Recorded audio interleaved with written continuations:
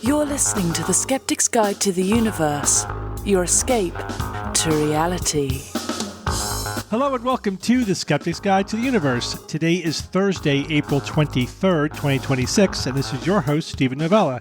Joining me this week are Cara Santamaria. Howdy. Jay Novella. Hey, guys. And Evan Bernstein. Well, we're one short today, aren't we? Yeah, what happened to Bob? Bob is on vacation. He's going to Bermuda. Nothing happened to Bob. Okay. Oh, he's going to Bermuda. Oh, yeah, but he's going to Bermuda. He'll be fine. Nothing bad ever happens there. Bob was like, of course we talked about the Bermuda Triangle, and Bob's like, it's so ridiculous. He's like, you could take you could make any geometric shape that you want by just picking, locations on the map. And I looked at him and I was like, no shit, Bob. Duh.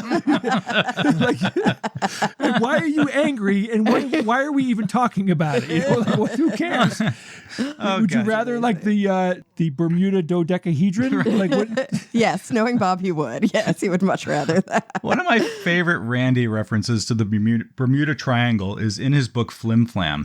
He offers a map and he plots, or somebody plotted, where the claims of something mysterious happened due to the Bermuda Triangle. And it's like a map of the United States with the Atlantic Ocean, and you can also see the Pacific Ocean. And there's dots all over the place. Not even, right? Some of the dots are in the Pacific Ocean. Okay, but attributed to the Bermuda Triangle. Oh, yeah. It's a great map. It's like every time John Oliver talks about, a country in the Middle East or a country in Eastern Europe, and then he's like, shows the map next to him, and he goes, and you don't even know that that's not the country I'm talking exactly. about. That's not where that is at all. And you're like, yeah. Yep.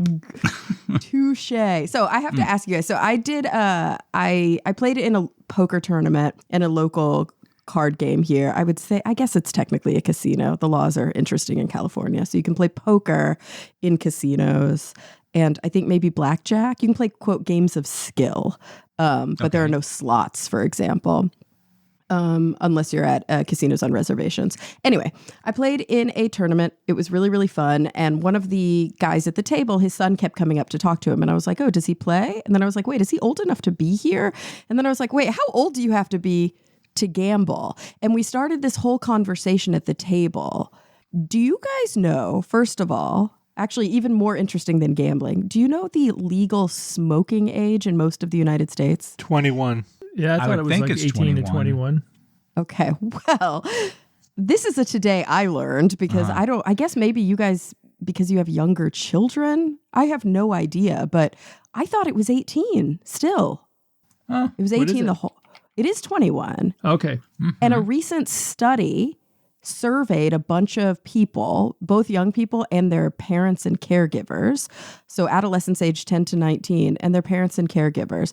And they found that the percentage of people who correctly identified 21 years as the age of the purchase was under half for cigarettes, vapes, cigarettes, and nicotine pouches, and then 81% for alcohol. Wow.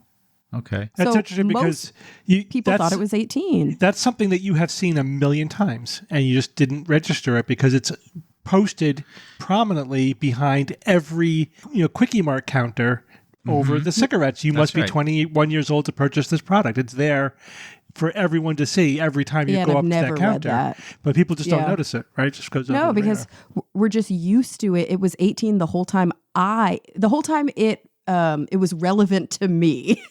The age was 18. And when it became irrelevant to me, I stopped looking at it. That makes sense, though. I mean, I would think most people have a similar pattern. Yeah, but that could be a problem because that means that a lot of parents of children and also children themselves think that they are of legal age to buy cigarettes or to have cigarettes when they are not. So yeah, that could be a big problem. So anyway, they're talking in this study about how they need to increase messaging initiatives because clearly people don't know. I guess so. Yeah. Social media. I don't know. I don't even think are young people still smoking anyway? They are. It is decreasing. And I remember, like, my daughter was like, oh, I thought we were the generation that was going to end smoking. But then damn vaping came along and screwed up the whole thing, Yeah, and now there's like, Zyn or something? There's like the weird, Zen, it's like a new form of like oral tobacco.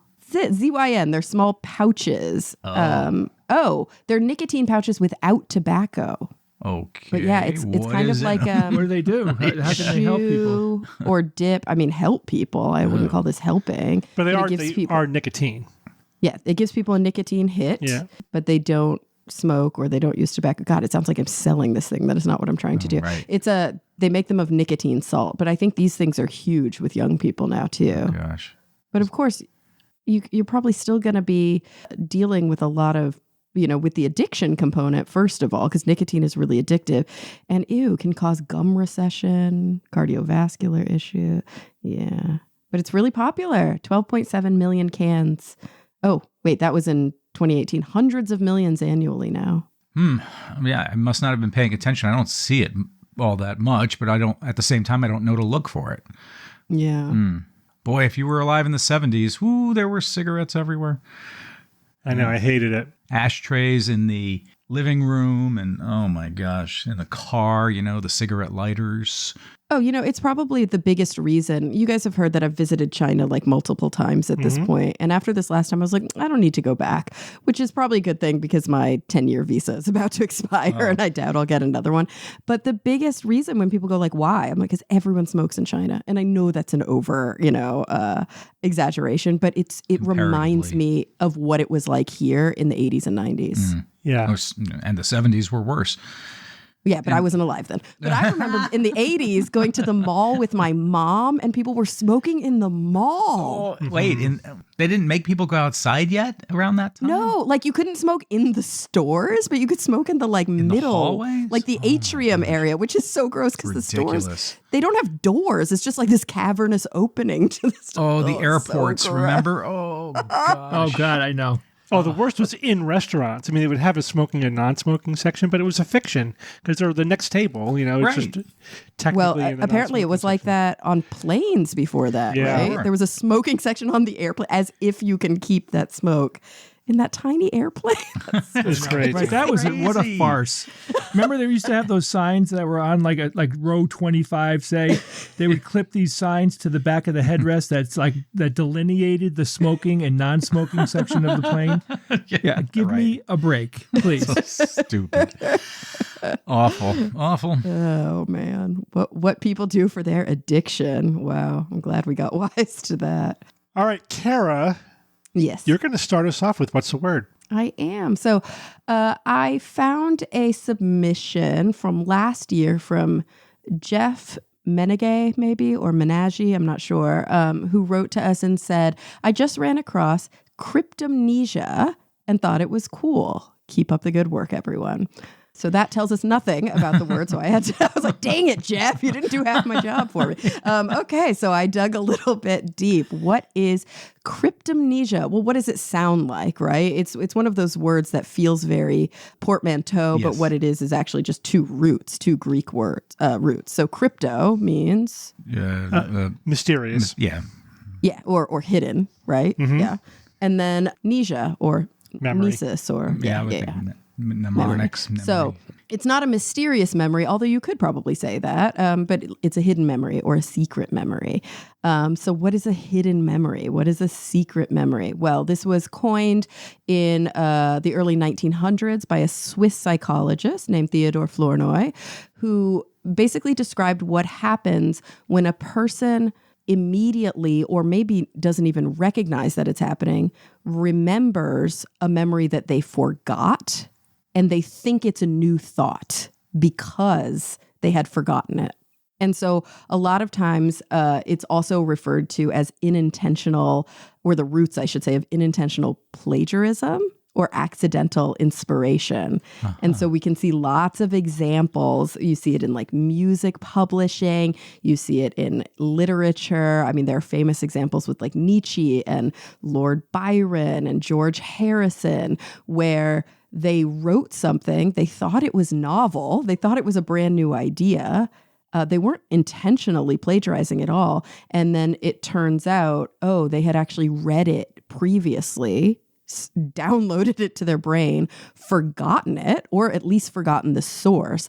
And then later, when they were like engaged in a creative process, it came to them and it felt like it was an original idea. And apparently this happens. There was a study done way back in 1989 where some psychologists gave a bunch of subjects a list of information and had them generate a bunch of categories. And then later they asked them to do more. And they found that like 10%, I think, something like that, of their lists were unintentionally plagiarized from the original source material. And they found that the unintentional plagiarism or the cryptomnesia happened more often when there was like a higher cognitive load, right? So they were trying to attend to more things and do more at the same time, more distractions. They were less likely to, I guess, remember the source of the information or even remember that they had the information at all. I mean, I do that all the time, meaning that, like, I write a blog every day, basically, right? I've been doing this for 20 years. I've written thousands of blogs, and I've read thousands of blogs. I've read a lot of skeptical material. I've originated a lot of skeptical material. I can't always remember where phrases or terms or whatever comes from. And so sometimes I'm using a phrase, I'm like, did I come up with that? Did I read that somewhere else? I don't remember. It's just, if it was clever, the answer is yes. It's just part of the skeptical culture now. It's something we say as skeptics, but the source is just really completely lost. And the other thing is it's gone through many iterations, you know. Yep. But sometimes it's word for word, and that's when it's really interesting when the person is like, I have zero recollection of reading this. I swear I did not intentionally. I mean, it's fascinating. And, you know, the first recorded instance, which I love, it brings us back to our skeptical roots here. It was in 1874, so they didn't even have a word for it yet. And it involved someone named William Stanton Moses. He was a medium. And during a seance, he said that there were these like two brothers, and they had recently died in India, and he was, you know, conversing with them. And then later they were able to verify their deaths, and they were like, how could he know? This medium, how could he possibly? Well, it had been in the newspaper 6 days before. And he had read it, but did not remember doing so. Well, in that case, he claimed he didn't remember. Well, that's the other part of this is that, yes, you can feign sort of. But either way, it's plausible, but though that he didn't. That's like, I remember when Hillary Clinton was getting a lot of shade because she was lying about some episode that happened, you know, with her being under fire. She was going into a plane, but it turned out it was happened to somebody else, whatever. So that is a legit memory thing we all do. You know, we conflate memories, we personalize memories, we merge, you know what I mean?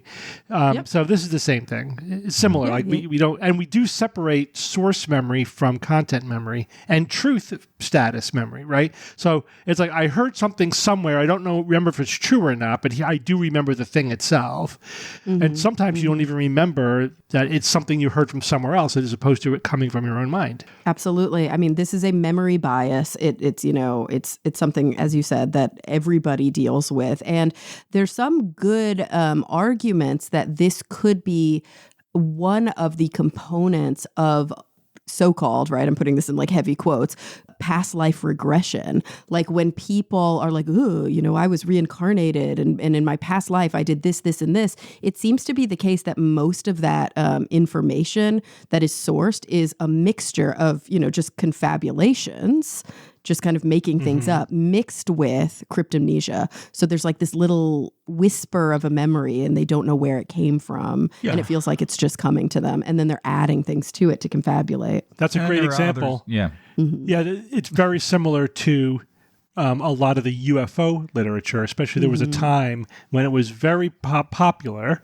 I remember also John Mack, the psychiatrist from Harvard, was doing this to essentially hypnotize people and then have them regress to remember something that they forgot in the past, right? And so under hypnosis, people would recount a pretty standard UFO abduction scenario.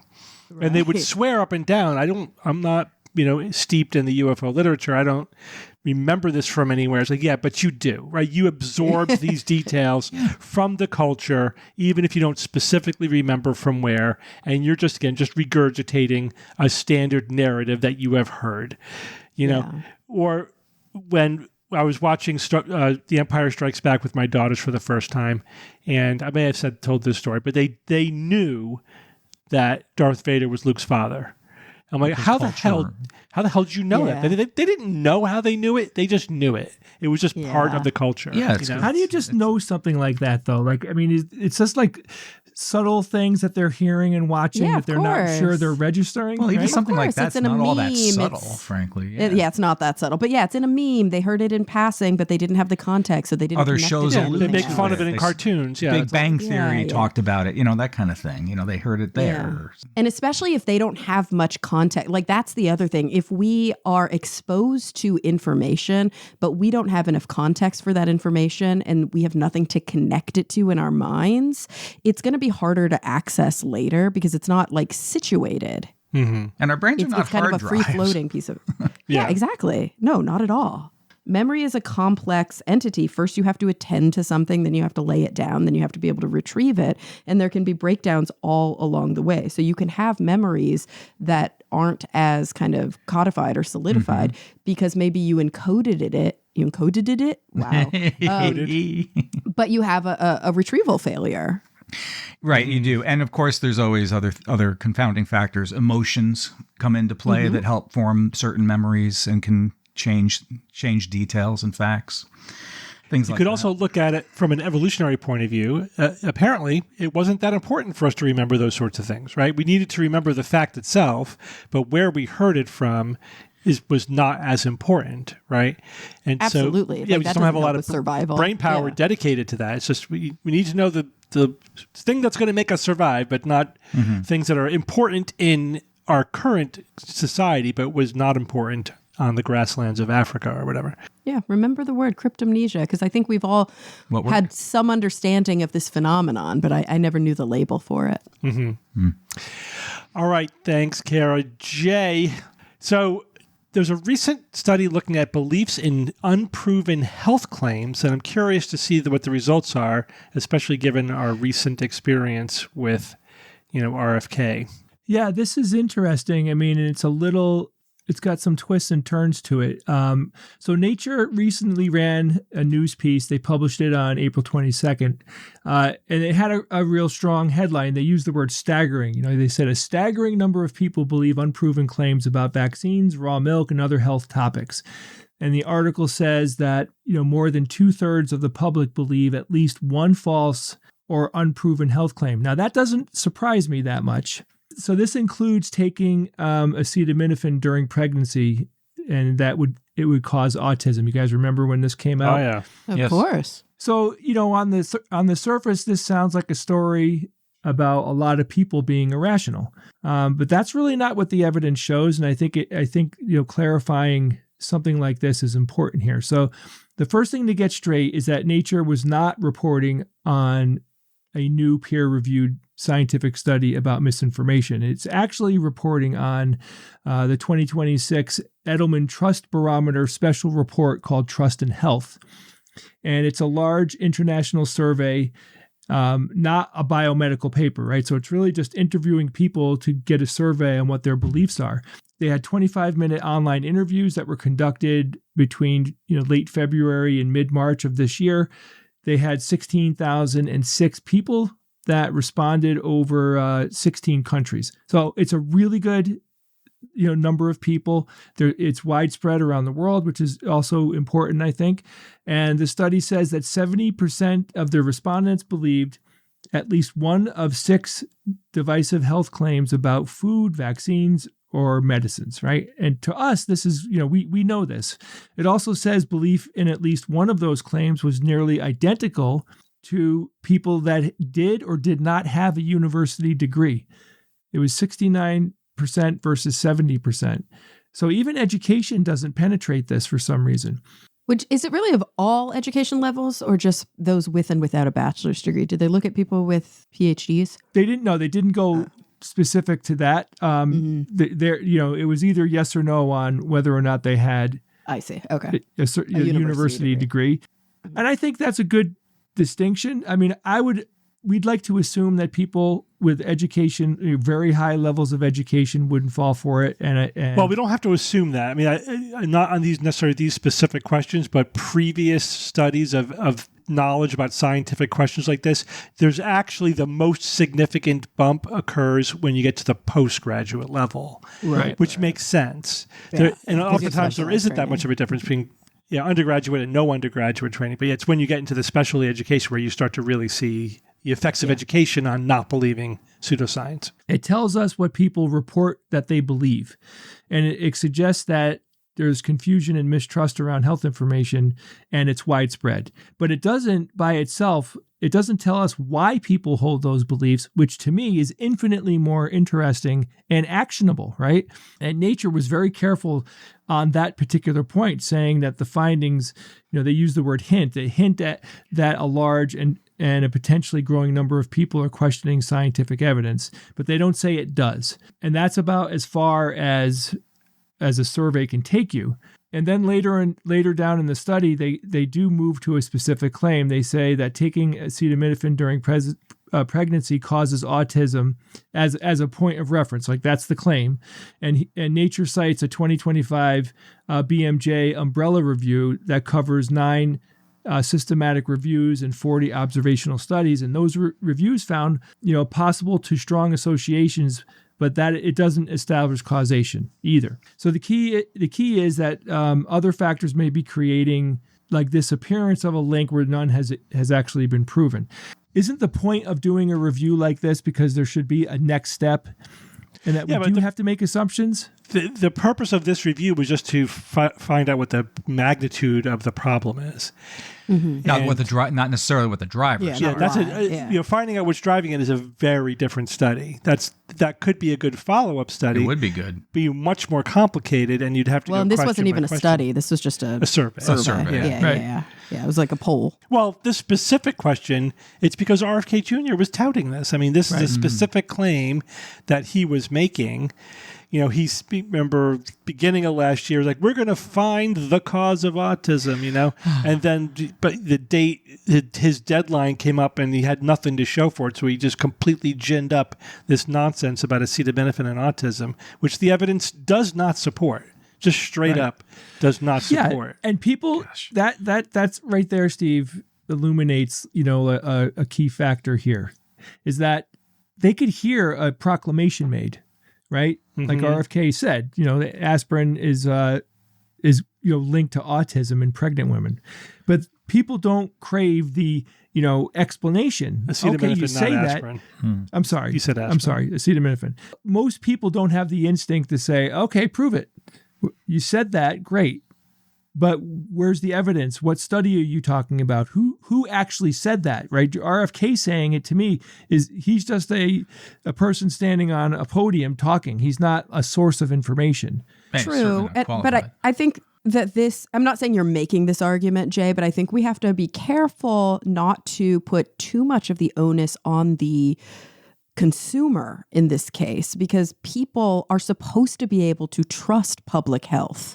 People are supposed to be able to trust these kinds of claims when they're made by people in positions of authority who should know better. Your everyday person on the street shouldn't have to have the critical, like the high level of critical thinking capacity to say, oh, you're giving me this advice about my pregnancy. I'll go dig into the research literature to double check that my physician or my public health expert is telling me something that's true. The real failure here is in having people in positions of governmental power who are making basically not fraudulent, but untrue claims. Yeah, keep in mind, the FDA changed their labeling on Tylenol to add this warning. Mm-hmm. This is going to what Kara is saying. Yeah, I don't expect people, obviously we want people to be critical thinkers and skeptics, etc. But it's not really their quote-unquote fault. Or their responsibility. The CDC and the FDA are officially endorsing pseudoscience, because of Trump and RFK Jr. I don't know if I completely agree with that. you guys. Muddies the waters in a way that I'm just saying it's hard to say. It's a brave new world. You're right, Jay. Like, in a way, the onus, but it just reminds me of the same arguments we can have about like the plastic industry and recycling. So much of the onus in all of a semi-free market is carried by the consumer. We expect so much of people that they have to have expertise in every field in order to navigate, a healthy and safe world. And that's why consumer protections exist, so that we can take the onus away from people. I get you. But, it is complicated, right? First of all, like, we are here specifically to educate people on how to navigate misinformation. It's a huge thing that we talk about and something that we're trying to help people get a skill set with, right? But it's the skeptics and critical thinkers out there who end up absorbing those skills, and it's not everybody. And I get that. I totally get that. The problem is today versus, say, 20 years ago, they do need those skills. Because you can't trust RFK, and you can't trust it when the president says to inject bleach in your body, right? You can't trust the people that we normally would have been trusting. You can't trust the agencies anymore either since the Trump administration came in. Like, there's been such a huge paradigm shift in the quality of information and scientific rigor going on in these agencies that the average person, this is factual. They can't trust these agencies and these people, and they do need the skills. Yeah, They do, but the problem is that happened overnight. We can't expect people to have developed those skills overnight. I know, I agree with you, but they all need to clearly start listening to this show. And Jay, it's a double-edged sword, because if you're basically saying, don't just listen to what the experts are saying because they can't be trusted, you need to be a critical thinker and evaluate these questions for yourself. That's what the global warming deniers are saying. That's what the vaccine deniers are saying. That's what all of the alternative medicine. I mean, I see this a lot I work in the cancer field, and I see this a lot. This kind of, do you know how expensive chemotherapy and radiation treatments are? Look at the kind of money that these big multinational groups are making. Like, they want me to stay sick. They want, exactly. And but these other people over here, it's the same rhetoric. So it's less about the rhetoric and more about the skills. And the truth of the matter is, you just can't give people skills. I agree. Right. I agree with that too. Now, Steve, replying to your comment. Yeah. It's like, listen, it's not really that complicated when we're talking about like heuristics here. People will understand you can only trust certain people. That's not that hard to wrap your head around. I disagree. It is a very complicated, why? Listen, this is why it's complicated, because it's nuanced. It's very nuanced. So, and this is the hardest thing for us to communicate. You should respect expertise, but not blindly follow it. You should respect, institutions and organizations that are supposed to be taking a science-based, evidence-based approach to their professionals and their behavior, but we also have to be able to criticize them. I mean, look at science-based medicine. Basically, all we do is criticize how medicine is being practiced, right? The scientific basis of medicine, and yet are simultaneously saying, but we need to have a scientific basis for medicine. We're defending at the same time you're practicing medicine. We're defending it and criticizing it at the same time. Yeah. And it is very nuanced to know where the balance is between those two things. And then add ideology to that. Add, I want to believe these people over those people because these people are the people that I have historically believed, or they're the people that my parents taught me to believe. Or are they just agreeing with your tribe or your ideology? Exactly. And then I think the main thing, Jay, that we're dancing around here is the one part that's missing is a conversation about consensus. Yeah. That's right. When we're looking at an entire field and we see that there are certain things where there is very strong consensus in a field, we can trust the consensus over any individual expert. Right. And in this case, RFK Jr., and therefore everything he touches is outside the consensus. Yep. They're the outliers. Yep.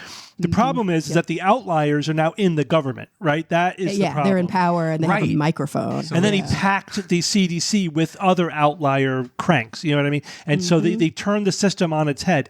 But we can't say, at least for now, this is a blip. This it's rapidly changed. It's only been a year that this has been going on. It is a blip. And the hope is that once RFK is out of office and people like him are out of office, we could get back to some level of sanity. Hopefully, yeah. hopefully. But we're going to have to undo the damage first. Totally, and that's generational. Yeah, exactly. It's not just the pendulum might swing, but there will be a lot of cleanup. And I think There'll be a lot of pushback. what we can say from this survey. Did you go through every question? I think that might be interesting just to go through the list. It's everything. You have them in front of you, Steve? Six Yeah, of these I could do items. it. Yeah, go ahead. The difference is that these were fringe and now they're not fringe, right? That's what the difference that RFK Jr. makes. So here we go. I'm just going to go through the questions. I'll just say the number of people who say, I believe this is true. Animal protein is healthier than plant-based protein, 32%.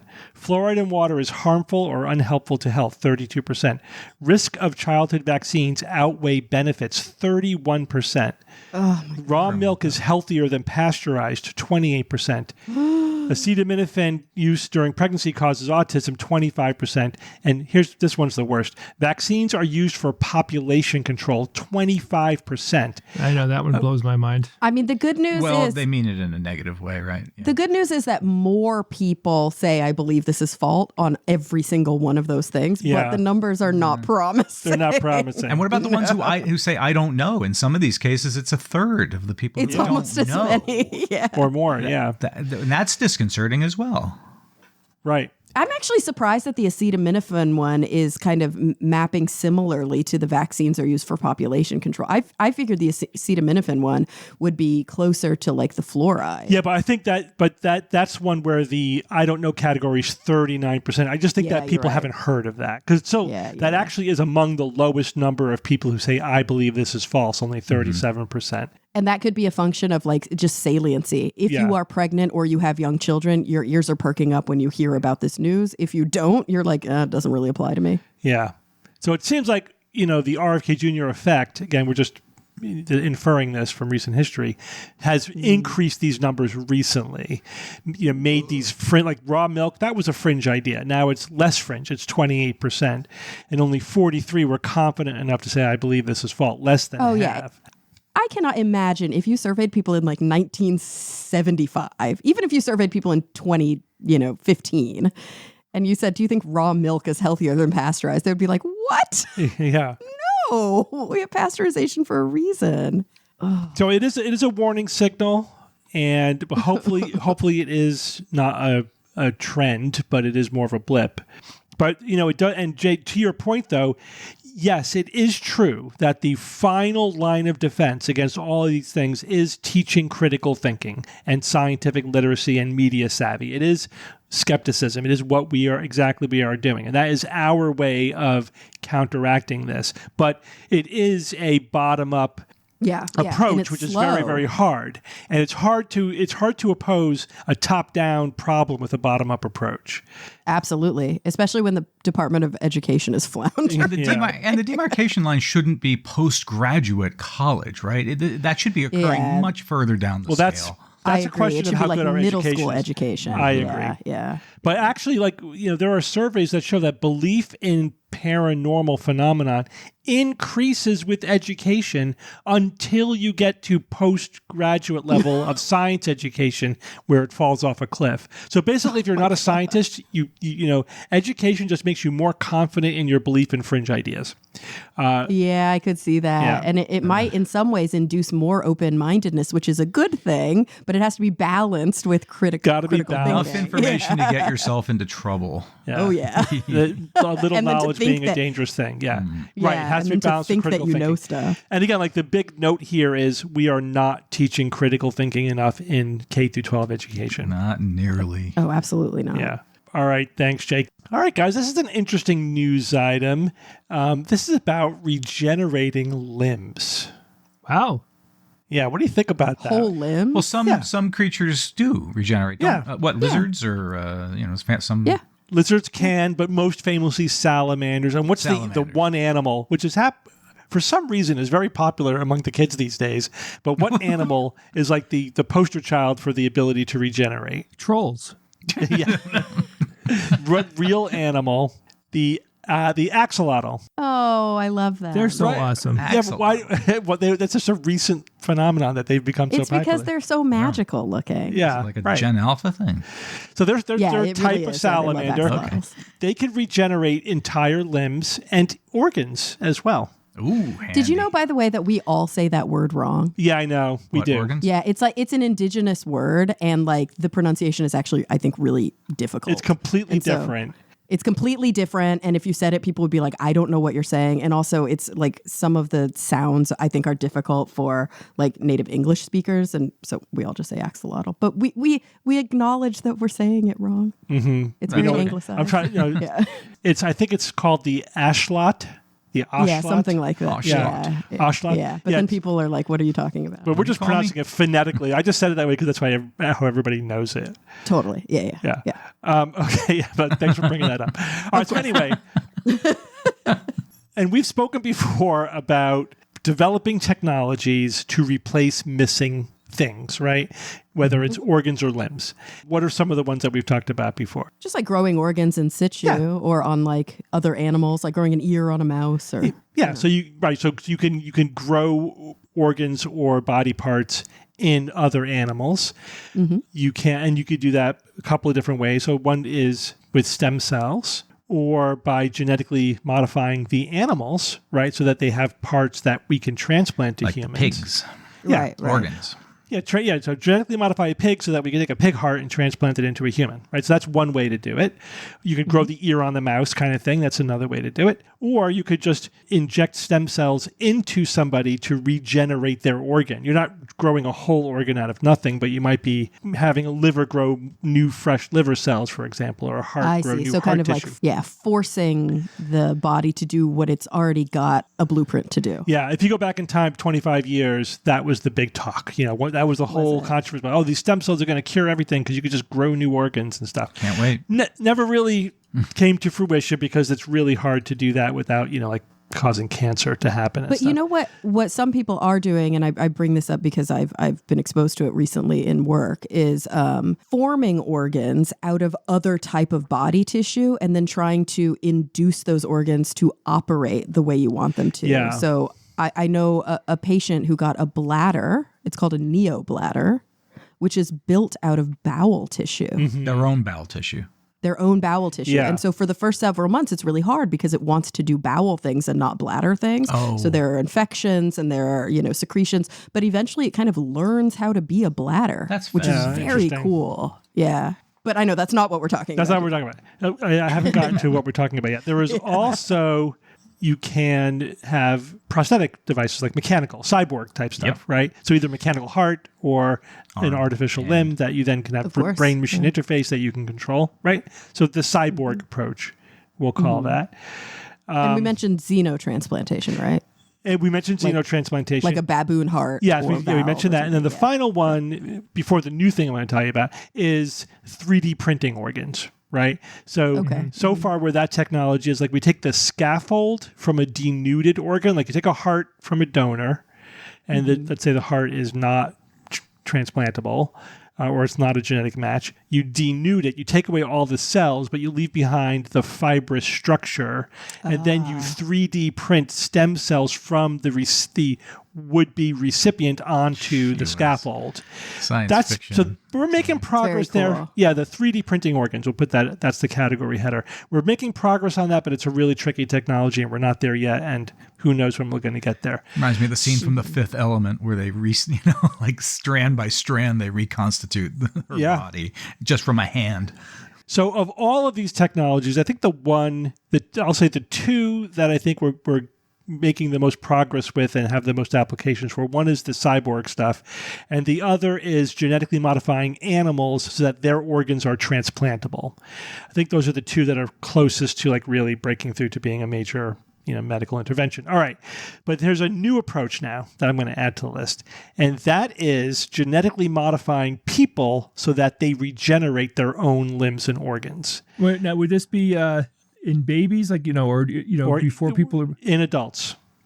Oh, come on. No, you can't do that. Well, we can't do it, but this is the new research paradigm that we're looking at. And this is why the axolotl is of interest here, and other animals that regenerate. So basically all salamanders do to some extent, but also zebrafish will regrow their tail if it gets cut off or damaged. Mice will regrow an entire digit, And, people will regrow the tips of their fingers as long as the nail bed is intact, especially if they're younger. But you can regrow a little bit of the end of your finger. That's cool. So the question is, why do these animals regrow like entire limbs, entire organs, and why don't we? Right? And there has to be a genetic reason for it. Obviously, this is extremely complicated. I'm going to give you a very simplistic kind of overview of a couple of things. One is because we evolved to form scar tissue at the site of a wound, not to regrow the missing whatever, right? That's how we deal with a problem. We Isn't that part of the reason that we can't, like in the peripheral nervous system, we can't regrow nerves too because of the scarring that happens like at the site of the ablation? Or is it, I mean, it's more complicated than that, but isn't that one of the big things we're working on trying to fix? peripheral nerves can regrow, right? Oh, right. Sorry. I said peripheral. I meant central. Central nervous system course. don't.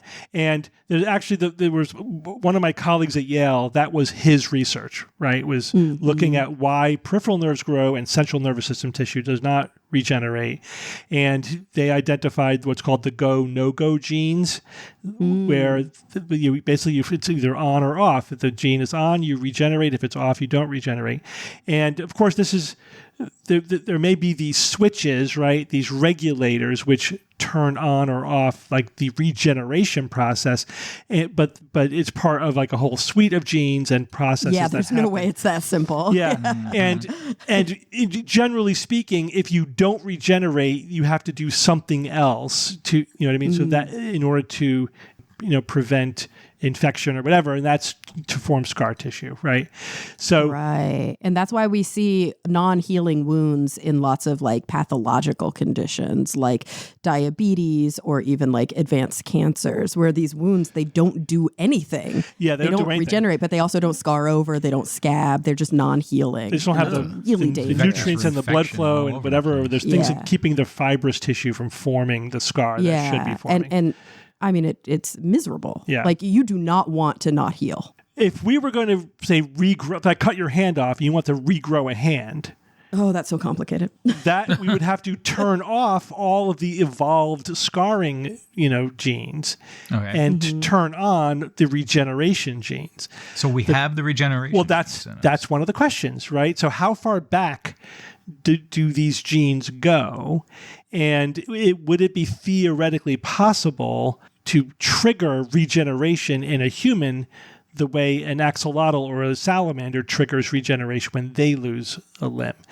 Now, right, and how complicated could the regeneration be? Like, would we regrow a whole hand or would we just regrow like one stumpy finger? Yeah, so, here's some good news. The good news is that the way developmental biology works genetically is that there is like a suite of genes for building an entire arm. And then there's one regulatory gene that says build an arm here. And that one gene creates the development of an entire arm. So there's the information. And so the information is there. And in creatures who regenerate, what they're doing is they're going back to the developmental stage where they could say build an arm here, and they're saying regenerate an arm here. Lucky and then build me an arm worthy of Mordor. Yeah, right. Okay, so in the study, they were trying to identify the genes that do that, right? So they found that there are a couple of transcription factors, SP6 and SP8. They confirmed the relevance of these factors by making knockout mice that are missing SP6 and SP8, which impaired their ability to regenerate limbs, right? So at least we know that you need these genes. That doesn't mean that that's all that you need. But without these genes, SP6 and SP8, you do not regenerate. They then knocked out SP8 in an axolotl, and it also impaired his ability to regenerate. That's critical, because that means the same gene regulates regeneration in mice and a salamander, and they're very far apart evolutionarily. They're both. That's cool. Yeah, so that's that. Yeah, one's a mammal. One's a mammal. That's very important because one is a mammal, and they're both vertebrates, but they're exactly otherwise pretty widely separated. All right, they then took a factor from a zebrafish known to enhance regeneration FGF8, whose gene is normally turned on by SP8, right? You follow me? So they knock out the gene SP8, which turns on the creation of FGF8. They gave the FGF8 to the mice who were missing SP8, and that partially restored their ability to regenerate. So there's something there too. Yeah, so they're just putting the puzzle pieces together. So now we know the genes, we know the factors that are necessary even across fish, salamanders, and mammals that are involved in regenerating limbs, digits, limbs, fins, etc. So big question is, do humans have the SP6 and SP8 genes? And the answer is Yes. yes, we do, because they are highly conserved genes. And they are highly conserved because they are part of developmental biology, right? As I was saying, this is how we develop. They're part of what's called the specificity protein, hence SP, specificity protein family of genes involved in the regulation of developing limbs, teeth, skin, and even organs. So that creates the possibility that we might be able to, with genetic tweaking, recreate the ability to regenerate a limb in a human the same way that a salamander regrows an arm, for example. Now, again, we're a long way away from that. This is just finding some of the initial bits and pieces. Components we've verified. And there's other things going on. As I said, scar formation, we'd have to deal with that. There's immune activity. The immune system goes in and starts eating up stuff. We'd have to go with that. And we know, like, for example, this immune reaction is actively suppressed in salamanders at the site of their regeneration, so we would have to figure out how to do that. What happens it's interesting to know, like, what actually is happening in an axolotl, for example, or a salamander when they regrow a limb. What happens is they form what's called a blastoma. So at the site, you cut off their arm, at the site of the missing limb, they form this glob of cells called a blastoma, right? And these are just basically a blob of pluripotent stem cells. And it is that blob of pluripotent stem cells that then turns into the missing limb, regrows into a limb. So we would need to be able to cause that to happen. And not turn cancerous or something. And not become a cancer. Yeah. Absolutely. Yeah. Because that's... So you could ask the question, why don't we just regenerate everything? If it exists in the animal kingdom and we have the genes to do it, why don't we do that? Because evolution doesn't give a crap about you, right? Evolution just maximizes your ability to pass your genes into the future generation. And the trade-off was, well, we're a long-lived species, right? And so... we're very selected for we're very altricial as opposed to precocial.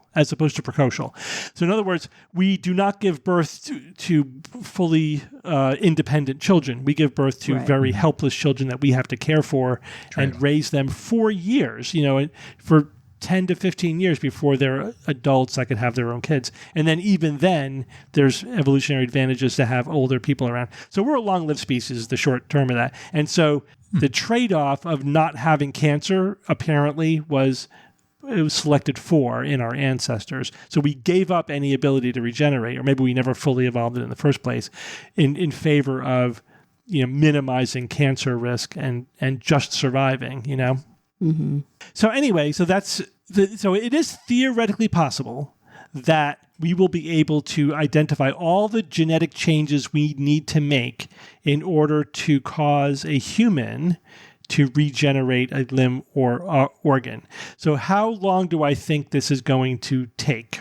What do you guys? 5 to 10 years. 5 to 10 years. No, I'd say like 30 plus years. Yeah, 25, 30. Yeah, I think that's at the low end of the estimate of how long this would take. I would say definitely decades. Beyond that, I think it's hard to predict. Assuming no setbacks, and we come across that's the point. saying, or boy, hurdles this isn't or gonna whatever. work now. Absolutely. Like we are with STEM. Here we are 25 years, almost 30 years after the stem cell hype. And not that we haven't made a lot of progress in stem cell research, but we don't have any of the promised breakthrough medical miracles that people were talking about in 2001 about stem cells.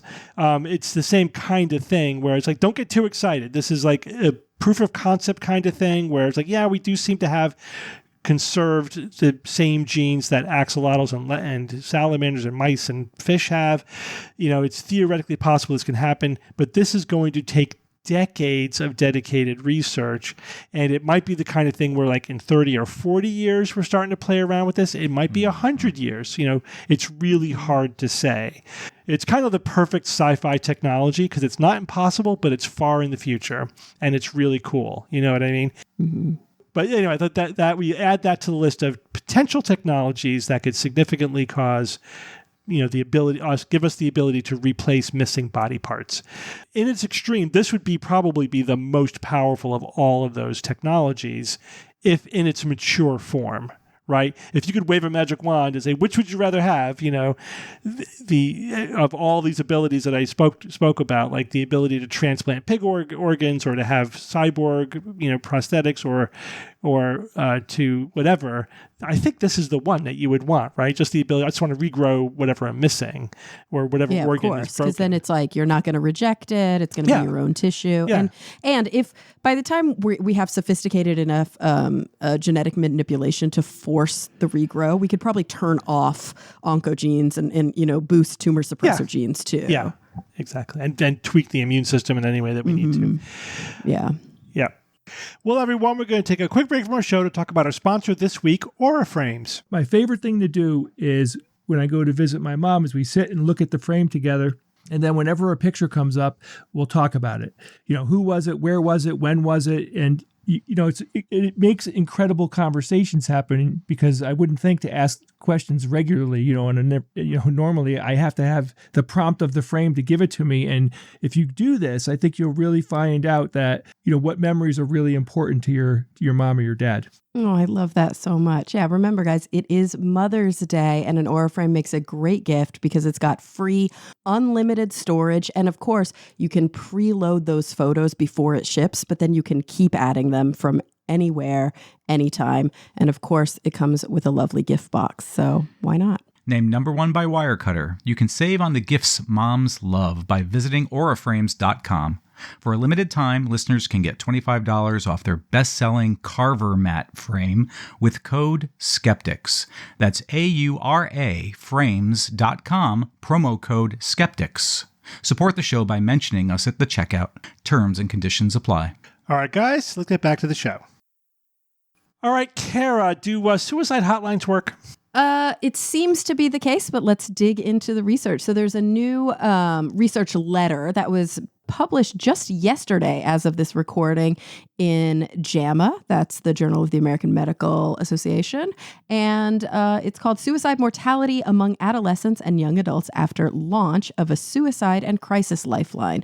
Now, everybody but Steve. I always have to do this. You go first, Bob. Steve, he reads all of these. Yeah, Bob, no. What number in the United States should you call if you are struggling with thoughts of suicide? I believe it's 988. Woohoo! Go, Evan. Right. That's good, Evan. Good job. So in July of 2022, the 988 Suicide and Crisis Lifeline was launched. In the past, it was a longer number. It was 1-800-273-TALK, which was a lot harder to remember. Yeah. So having a 3-digit line, 988, plus a $1.5 billion infusion that paid, crisis center workers, increased capacity, that all went into effect in the summer of 2022. At that point, contacts, or actually in the following 3 years, so up until 25, contacts to the Lifeline doubled and then some. And of course, what age group do you think was the most likely to use this crisis line? Oh, I would say teens. Yeah. Adolescents and young adults. So in this study, they actually broadened that out and they looked at age 15 to 34. They identified this as a critical time period for suicide prevention. And they looked at the National Vital Statistics System, which is a registry of all death certificates in the United States. And they wanted to basically just count the number of documented deaths from suicide, so completed suicides in the United States. And they basically just wanted to say, how were things before the lifeline was added, the 988 lifeline, and how were things after the 988 lifeline? So I do think we need to spend a little bit of time today talking about why observational studies can be very interesting, but also don't tell the whole story. Kara, would that be an ecological study then? Is that the correct term? They call it, let me see if they actually... I mean, it's observational, but the subtype, it's either ecological or epidemiological, one of those. They don't use either of those. They only call it an observational study. Yeah, well, ecological just means it's observational done at a population or group level. So that would Yeah. Okay. that would Then fit. yeah. Because they were looking at the entire United States. Yeah. And so basically what they wanted to do is compare, well, what was the expected mortality from suicide versus the actual mortality from suicide between July of 2022 through December of 2024. And of course, the expected mortality is not the same as just looking at before versus after. There are trend lines there, and there are some pretty sophisticated statistical analyses. When we look at those trend lines, they were raising. You know, in this study, they publish a graph that starts in 2010 and goes to 2026. Their cutoff is right kind of in the middle of 2022, and they show observed versus expected. And even the observed suicides, completed suicides, are slowly but surely rising between 2010 and 2022.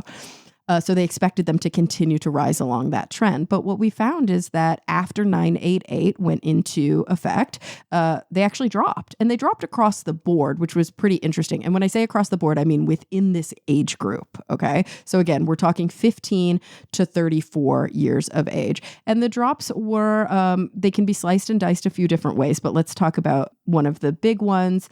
They found that there were 39,901 expected suicides, but observed suicides was 35,529. So that was an 11% reduction, or a total of 4,372 fewer suicides overall. Now, what could otherwise account for a drop in completed suicides between July 2022 and December 2024? What do you guys think? Yes, we know that 988 went to effect, and the authors of the study coming out are of saying, COVID. Yeah, we're coming out of COVID, right? There's a big kind of ecological thing that's happening there, a big social change that's occurring. People are reemerging from COVID. So, you know, we can't always say when we're doing observational studies, this is not a randomized control trial. You could not do a randomized control trial with this. It would be like the most unethical trial of all time. Right.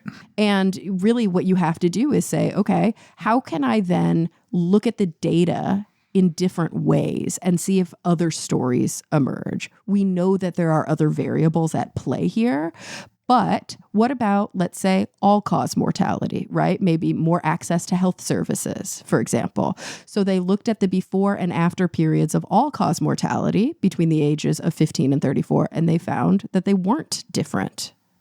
So, okay, that doesn't mean that, you know, coming out of COVID didn't have an effect, but it does mean that this drop of 11% couldn't be accounted for by the fact that just fewer people died in those years out of after, you know, July 2022. They also said, okay, we know that suicide risk is very high among young adults. So let's actually compare the before and after in an older adult group. So their assumption in doing that was to say the 988 hotline may not have felt as accessible or have been used as often by adults age 65 and older, but suicide is still a concern among this age cohort. And they found that, yes, there was a reduction, but it was significantly smaller in suicide mortality following that launch among adults age 65 or older. That was a 4.5% reduction compared to the 11% reduction overall in individuals age 15 to 34. And then they said, okay, we're going to look at it in one other way, and this way hopefully gives us the best sensitivity here. Because we want to know, is this attributable, at least in part, if not in whole, to the 988 hotline going into effect? And they said, here's what we'll do. There are 50 states in the United States. Some states utilize 988 at higher levels. People, we can look at this as demonstrated. We can count the number of calls to the hotline and then, look at it per capita.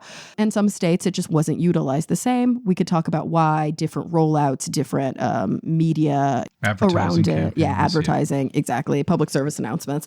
And so they said, we're going to look at the top 10 states that had the most use, and we're going to compare it to the bottom 10 states that had the lowest use, the lowest uptake of utilizing 988. And they found that in the 10 states with the greatest uptake, mortality due to suicide completion dropped 18.2% before and after 988. Or in the 10 states with the lowest uptake, mortality dropped 10.6%. So it dropped across the board everywhere. It dropped across the board, but it did drop significantly more in states with higher uptake of 988. But again, there are confounding factors here. If a state has a higher uptake of 988, what else do you think is going on in that state? Well, they probably don't have other services for people that need it.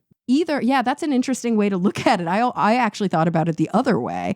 If a state has a higher uptake of 988, they might have had more PSAs around it, and they might put more money into suicide prevention overall. Yeah. They might have more you're right, Kara, because I see that way now. Yeah. Right? But you're right. Like a suicide prevention hotline, in some respects, it's a catch-all. It's kind of the low-hanging fruit of public health because it's easily accessible. Everyone has access to a phone. It's cheap for the user, for the end user, not for the maintenance of the hotline. That's actually quite expensive, and we need to fund it more. That's another call to action in the study. But it's much easier and has fewer barriers to entry to pick up the phone and say, I'm in crisis right now, and I don't have anybody else I can talk to, than to reach out to a psychologist, a psychiatrist, a social worker, especially if you don't already have access, if you can't afford to see there are a lot of barriers to entry there due to our managed care system and we just don't have enough mental health experts available. So obviously this is not about all of the reasons that suicide risk is just, a tragedy here in the United States and across the globe. But this is about a system that does seem to be working. Now, granted, we can't say 100% of the variance is due to 988. It could be due to other things within those states, other suicide prevention attempts. But it does seem to be the case that this is one in a sort of toolbox of tools that has at least some significant measurable benefit. The two concerns that are flagged by the article itself, the publication in JAMA, but also by the write-ups around it, are that, number one, it's expensive to maintain, and there have been some concerns about the current administration continuing to maintain it, although it does look like they have pledged to increase, or not increase, but to continue funding. Number two, so unfortunately, last summer, the Trump administration chose to terminate the Press 3 option on 988. The Press 3 option said if you are an LGBTQ plus caller, press 3 for specialized support.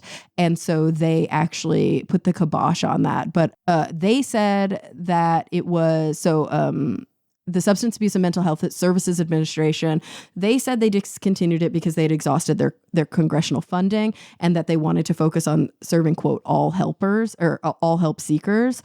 But there are some concerns because upwards of 10% of users of the program identify as LGBTQIA. And actually there is, a connection between the stigma, the bullying, and the experience, and also their depression or suicidality. So and getting rid of that option doesn't mean that they're not using services. They're just not getting specialized services. They're not triaging properly. It's just making the whole thing less efficient and effective. Yeah, exactly. But let's see, at least this past Tuesday, so 2 days ago, RFK Jr. said that the agency was planning to restore the Press 3 option. So fingers crossed they follow through with that. Again, it's very hard to tease out all of the variants here. It's impossible to say that, the total drop is due to 988, but it does seem to be working.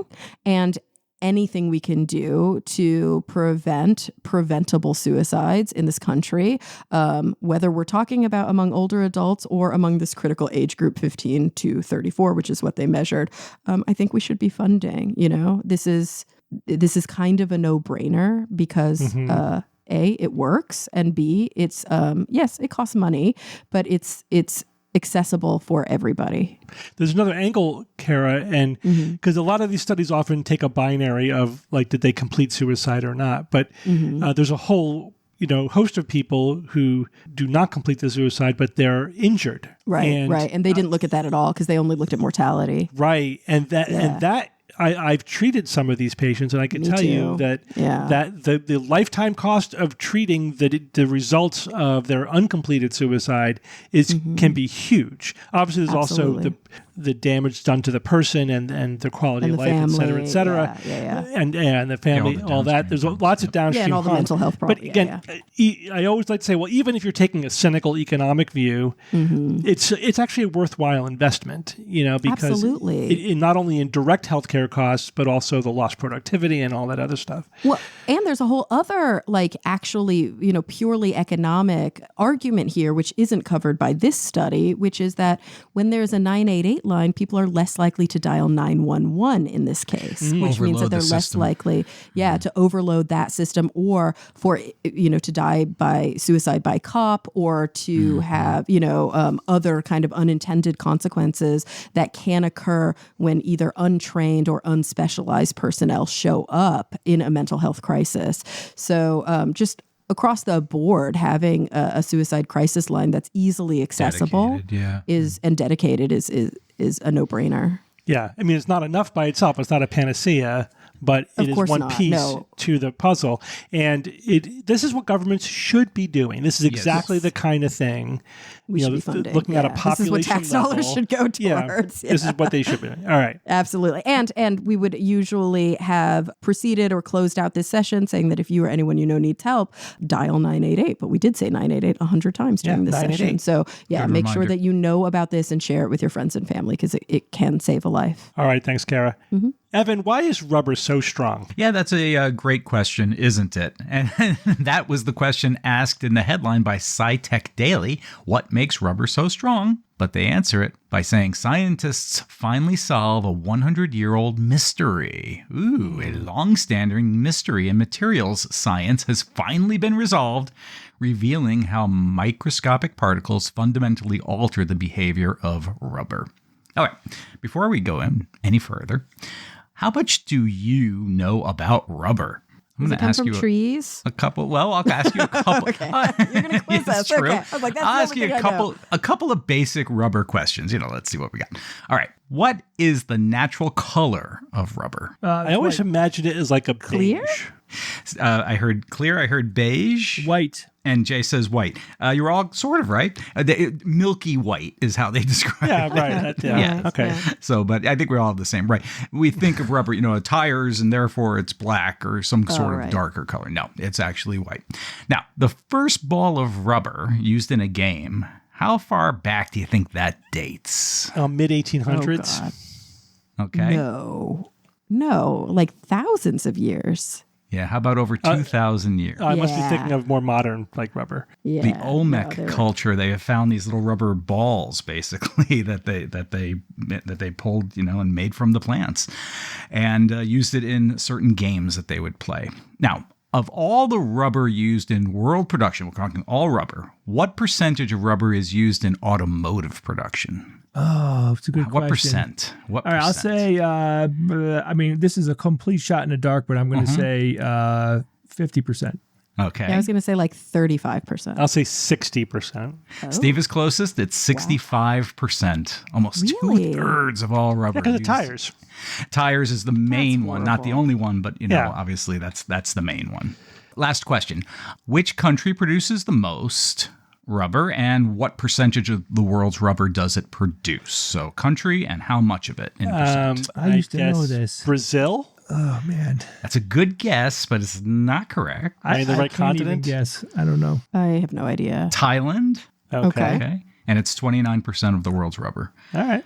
comes from Thailand. And although this is part of the news item, from what I researched, the plants from which rubber is derived, the rubber trees or those variants, originated in South America, but found their way, I don't know, artificially or somehow, or the way to Southeast Asia. Yeah, I knew they were discovered in South America. They're tropical, though, right? Mm-hmm. Yeah.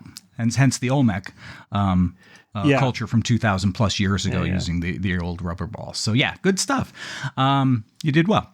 Now, about this 100-year-old mystery being solved, that headline, that might be a bit dramatic. Not surprised there, right? Because it's not that scientists didn't know about this. Scientists have known for a long time that rubber has exceptional mechanical properties, but the microscopic reason wasn't fully clear. So when natural rubber is stretched, polymer chains align in the direction of the pull, if you can imagine that, and that would make sense. And parts of those chains then crystallize. They form these tiny ordered regions. And those temporary crystalline zones act like reinforcing anchors that stop cracks from spreading. Strain-induced crystallization. And scientists have understood that this is what's happening. They've known this a long time, decades.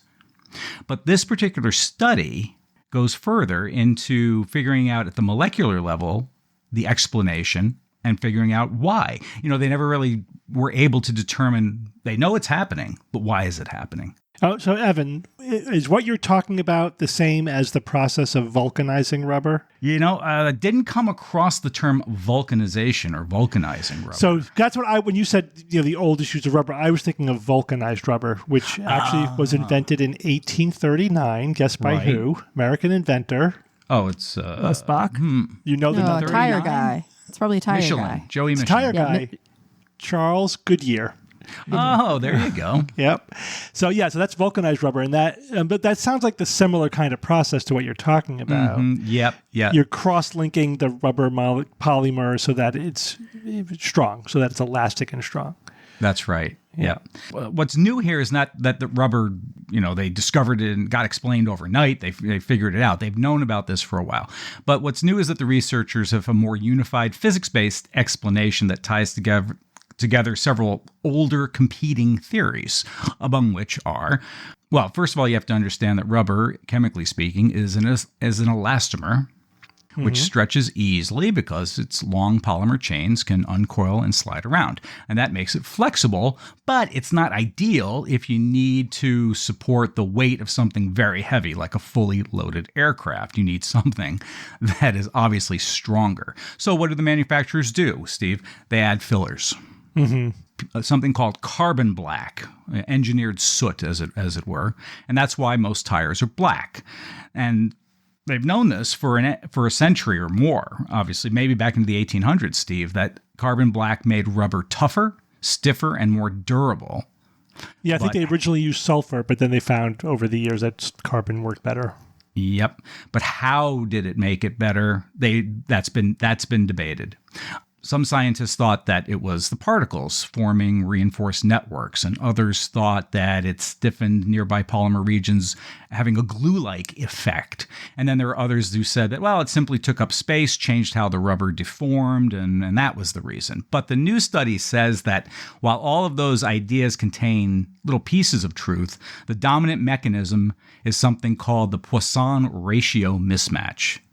I think I run across that word Poisson. It's like poison with an extra S. Poisson. Poisson in French sounding word. Forgive me if I'm somehow pronouncing that incorrectly, but that's what I heard. So when you stretch your materials, they'll get thinner in the direction that they get pulled, right? You pull a rubber band, it gets longer, it gets narrower. And that sideways thinning behavior is related to Poisson's ratio. But rubber is also incompressible, meaning it strongly resists changing its total volume. So when it stretches, it normally thins just enough to keep the volume constant or roughly constant.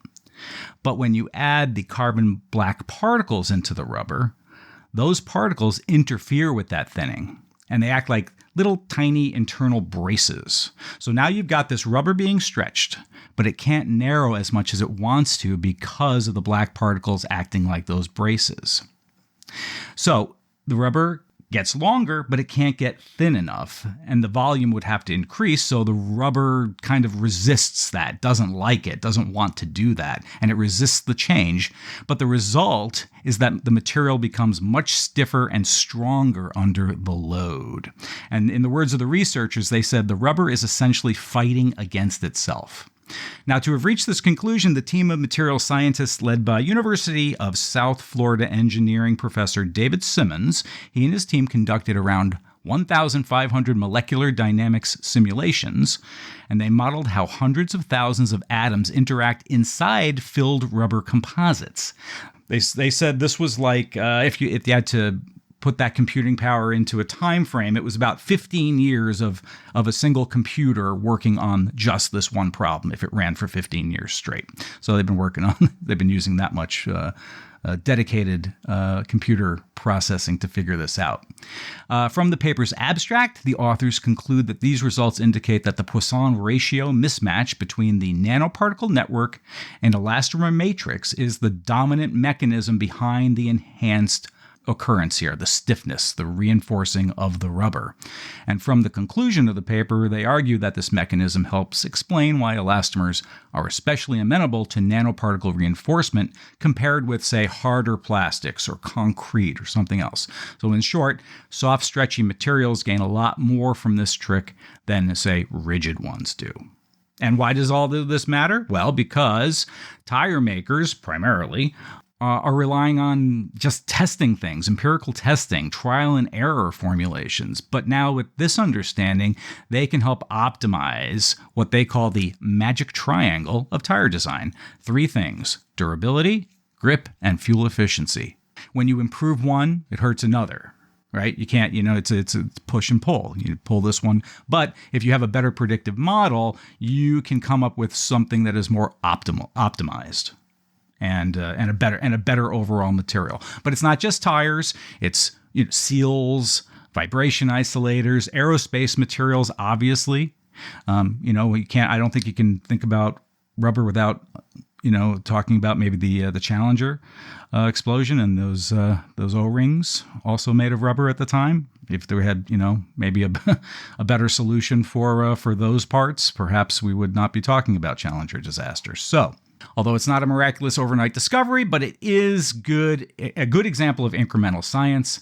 And of course, science is where the rubber meets the road. Thank you. I knew that you were going to end with something like that. And I couldn't figure it out. Well, I mean, it lends itself to it. Why wouldn't I go there? Oh, that's dedicated this one to Bob, taking over the materials science segment of the show today. Thank you. Bob. Thank you, Evan. All right, Jay, it's Who's That Noisy time. All right, guys, last week I played This Noisy.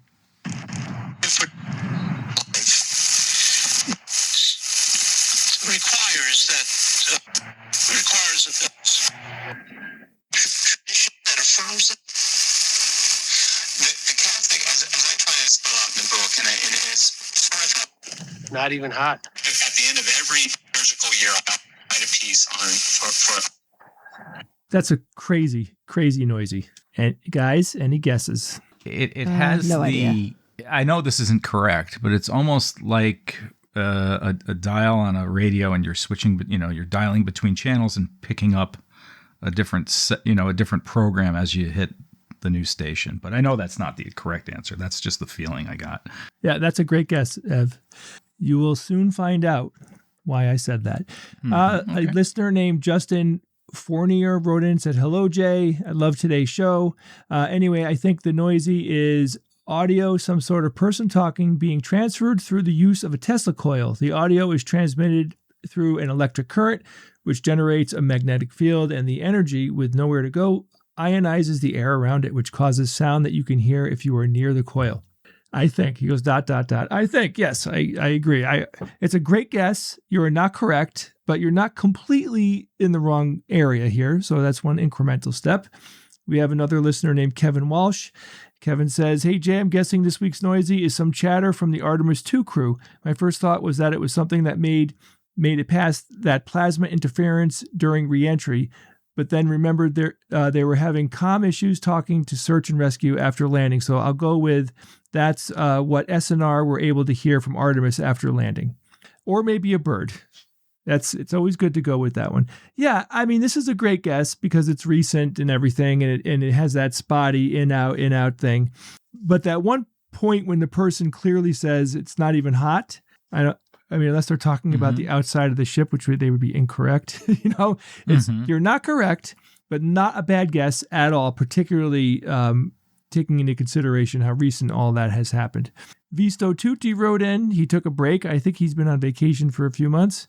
Visto said, I hear people talking, but with low quality and different resonances to the microphones. I'm going to guess this is a distance voice recording by using a laser to track the vibrations of some object or surface within a room. He says that surfaces such as foil balloons or the foil packets for crisps can make a half-decent microphone when a laser is measuring the sound vibrations the surface picks up. Now, we've talked about this a very long time ago on the show. This is all legitimate. You could use a laser to interpret the effect of sound waves on objects in the room and hear it. And you can hear what's happening in the room. It's real. Fascinating. And it's like high-end spy type material. I don't know how big of a system you would need on the receiving end. Like, you're going to shoot the laser and then you need what? Is it just a laptop at this point, or is it something larger? I don't know. That is a really good guess because of how odd the sound is, but you are not correct, Visto. I have a listener named Ryan Skiba. He says, is this week's noisy produced by holding a stick against a cable, like a grounding cable, of a radio tower? I saw a video once where someone touched a radio tower with a stick or something, causing electricity to flow to the stick and burn it. The buzzing sounds made by the electricity also carries or modulates the sound being transmitted by the tower. Sounds like talk radio. Ryan, you are so close. And if I didn't have someone or multiple people guess specifically and exactly what it is, I would have given it to you. So I'm going to give you a half a SGU point for that. But the winner this week, first person to send in the correct guess, was Gerald Schroyer. And he says, first time here, this is Jeff Geerling's video with his dad where they hold the hot dog against the radio tower. An amazing video with his dad and very educational. Stay skeptical. So what's actually happening here is that meat conducts electricity. The water inside of the meat, which is a hot dog, which was put on the end of a stick with a grounding line to it, right? So the water inside of the hot dog is getting vaporized, and that creates a plasma arc that emits the sound as the plasma is exploding, okay? And since the amplitude modulates, this causes the sound to effectively replicate the audio. So I know that's very, if you don't understand this type of thing, that's complicated. And I might not be 100% correct because this was actually a description that was sent in to me by the person who sent me the sound. But they're touching the hot dog to the radio tower, which is transmitting a very strong radio tower, right? It's transmitting or broadcasting the information. And that power that is coming out of the radio tower, which I think it can kill you just like that. Like, don't touch radio towers. That's why they put fences around them. With high voltage signs and other warning. The hot dog has properties that allows the energy to partly go into the hot dog, and then it, through multiple different things happening here, it vibrates, and you can hear what's going on inside of, or what is being broadcast from the radio towers. I'm not going to play the whole thing. We'll just listen again.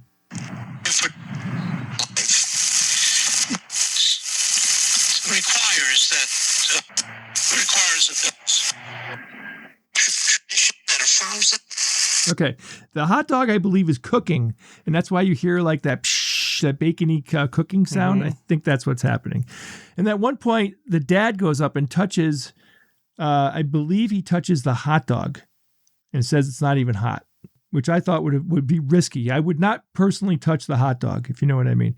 Yeah, so if you want to actually see this in action, you could go to the Slow-Mo guys on YouTube, and you'll quickly see some title about the hot dog and the radio tower, and you'll find it. It's pretty cool. Very cool, actually, what they did. I love quirky science experiments like this. All right, so guys, I have a new noisy this week. This noisy was sent in by Adrian Bill, and here it is.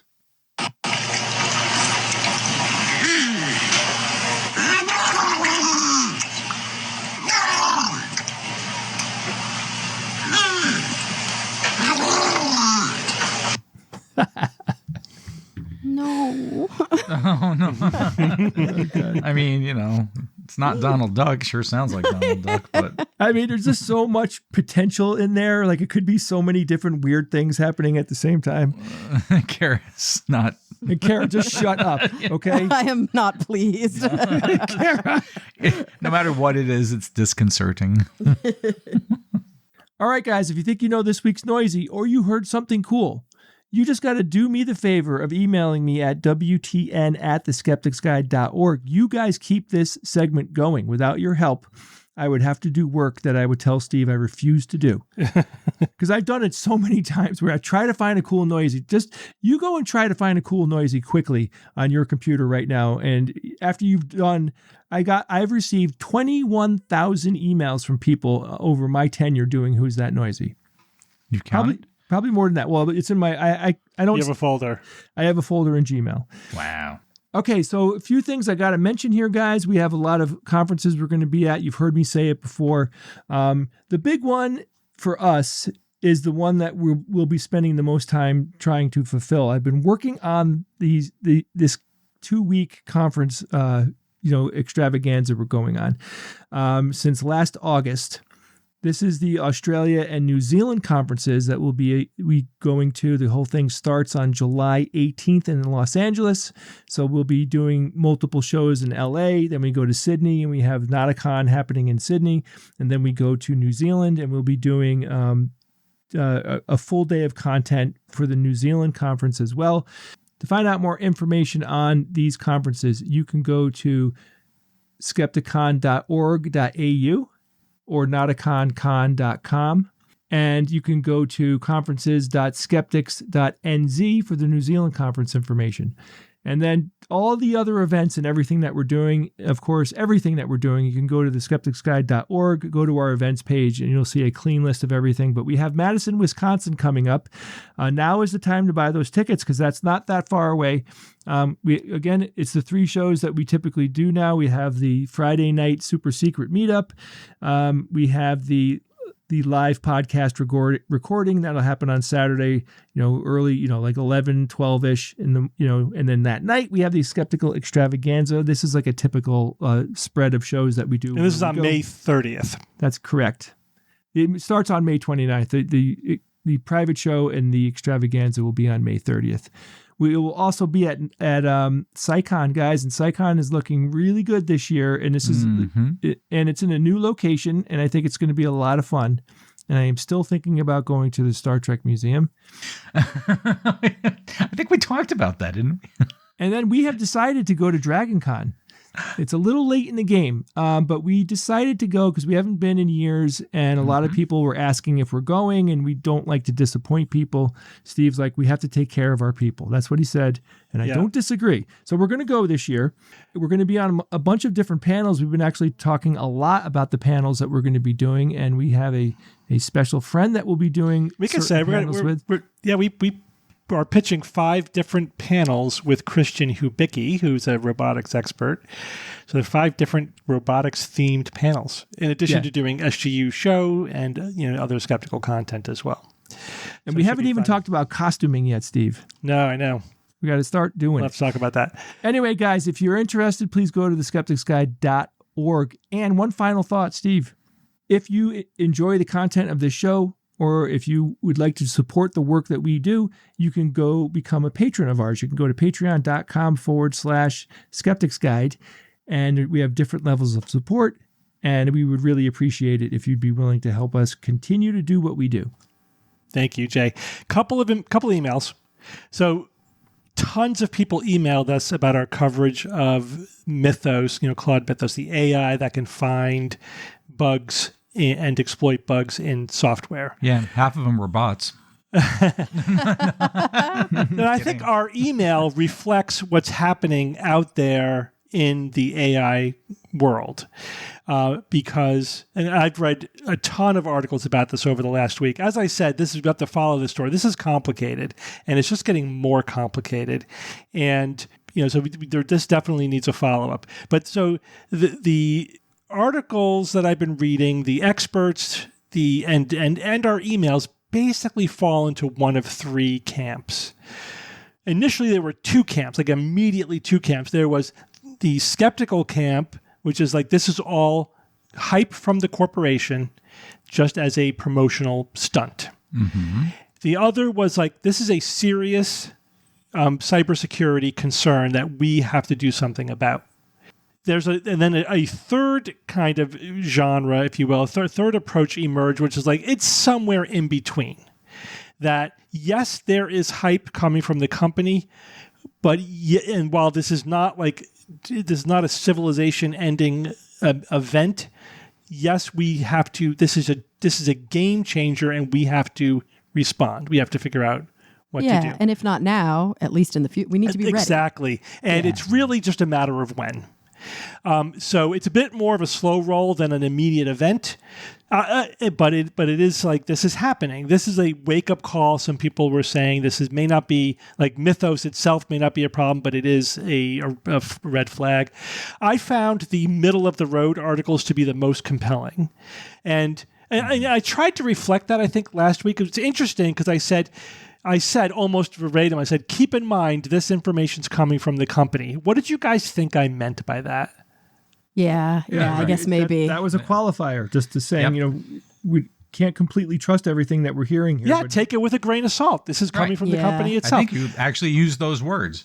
I wonder, too, if part of the context was lost here because your story came immediately after my story. Maybe. Oh. And my story was about a lot of very legitimate concerns. Well, these are legitimate concerns, too, but some people specifically... But these are much more specific. Yeah, but they interpreted what I said as meaning, therefore, you can absolutely trust the information. I'm like, how did you possibly get that interpreted? I've never said anything like that.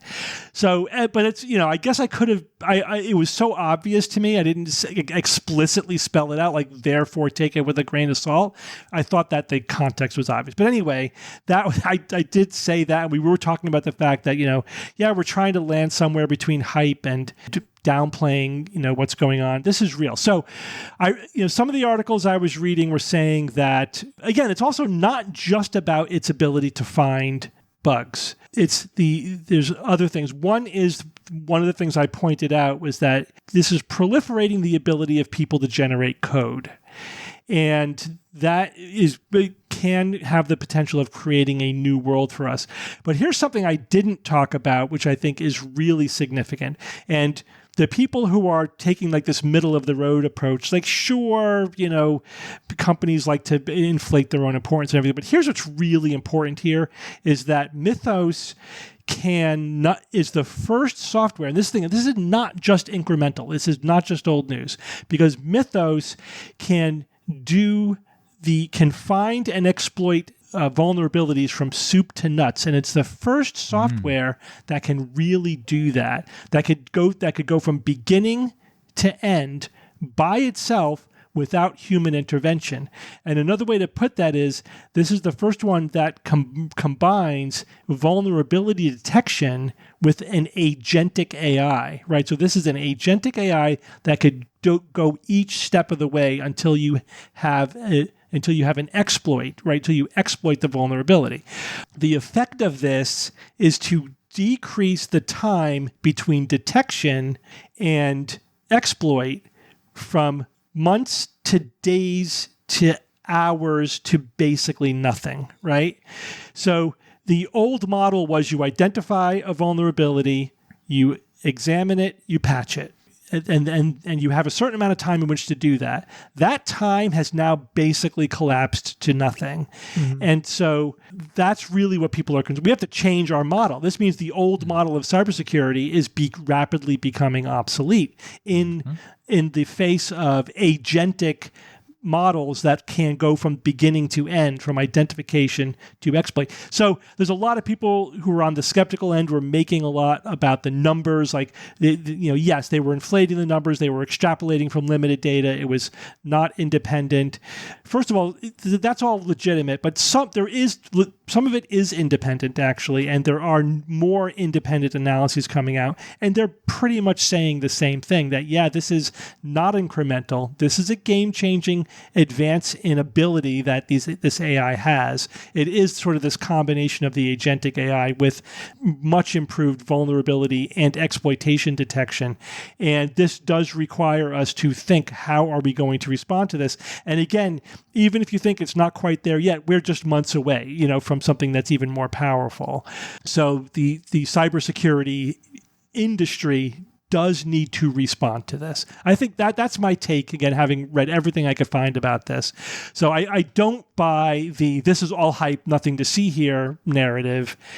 And I think that, yes, there was some exaggeration on the part of the company. Maybe they're exploiting this for self-promotion, sure. But there is a real change here that we do need to take seriously. Okay, one more quick email. This one is about American knowledge of Mexico. Let me read you the email. The very brief comment about not knowing there is a place in Mexico called Chihuahua, a city and a state that borders Texas. Famously, Juarez is in that state. Brought to my attention a subject that I find interesting and frustrating. Having lived in Mexico for most of my life, I noticed how American media, movies, shows, news, tend to completely ignore Mexico. It's also very striking the level of ignorance in America regarding Mexico. Simple stuff like the capital, population size, political system, etc. Despite there being a very large Mexican population in the U.S., I don't know if this is a subject for the SGU, but I feel like there is something there regarding education and how media affects a person's worldview. Keep up the good work. So I agree wholeheartedly. Yeah. Well, what do you agree Well, I mean, with? I could say this. Yes, I agree, but also for the other 193 countries that exist, Yeah, but no, because compare Mexico to Canada. The average American knows a lot more about Canada than Mexico. That's interesting. I wonder if there's a test for that. Let me ask you guys. It is true. And this is North America, and the average American thinks that America refers only to the United States of America. I don't know. I mean, I feel like pre-Trump, I thought of Mexico as a very strong ally and friend to the United States. And personally, I do know quite a bit about Mexico because I've been there several times, and I think it's a beautiful country. I love the language. I have an affinity, I think, for Mexico. Oh, Jay, let me ask you a few questions. What's the population of Mexico? Oh, Christ. I mean, what do I know? What's the population of the United States? Population 350 million in the United States. I'd say they have like 120 million in Mexico. Very close, 132 million. Okay. What kind of government do they have? They have a it's democratic. Yeah, it's democratic. What, get more specific? Is it a parliamentary democracy? system? Is it more like the UK or the US? I think US. They have a president. They have a president. It's a federal So it's more republic. like US. Yeah. They have a constitution. They have a bicameral Congress. They have a president with 1 6-year term elected by a popular vote. They have 31 states and a federal district. It's pretty much a mirror image of the United States. Yeah, in fact, okay. the official name is the United States of Mexico. All right, but you guys have made a couple of statements that I found very interesting. So one is, do you think that Americans know less about Mexico than they do about other countries? Definitely, we know the most about Canada. I will Yeah, but I think stipulate that's that. the comparison we have to make. It's unfair to say other countries. Well, is it?